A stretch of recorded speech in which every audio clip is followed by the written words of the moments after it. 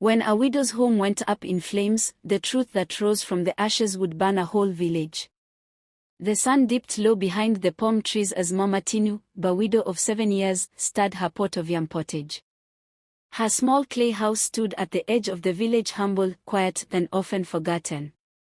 People pitied her, yet whispered that she was too proud for a woman with no husband.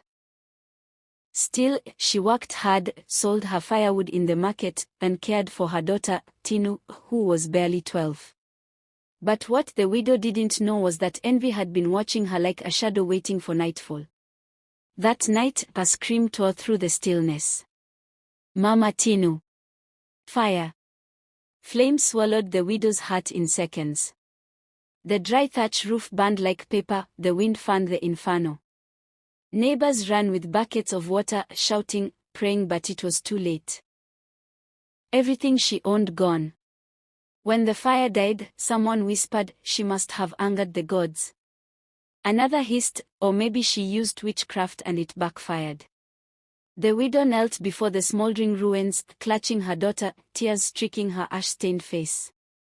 But deep in her heart, she felt this was no accident. Days later, the whispers grew into accusations. She burned her own house to gain pity, said Ayabo, her envious neighbor.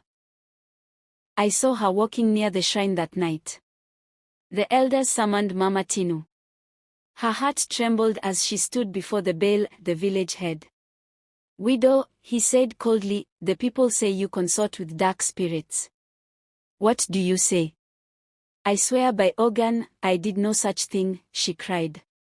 But her words fell into a sea of suspicion.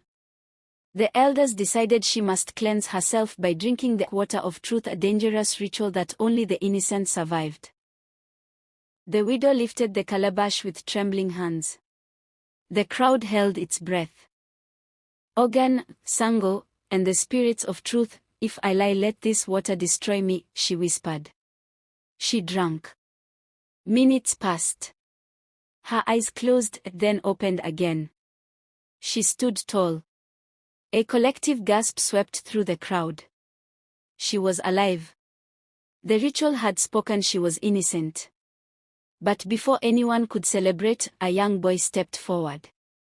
His voice cracked, I saw Ayabo that night. She carried a torch near the widow's house. The crowd turned to Ayabo, who froze like a goat before the slaughter. I didn't mean to, she stammered. I just wanted to scare her. She acts like she's better than us.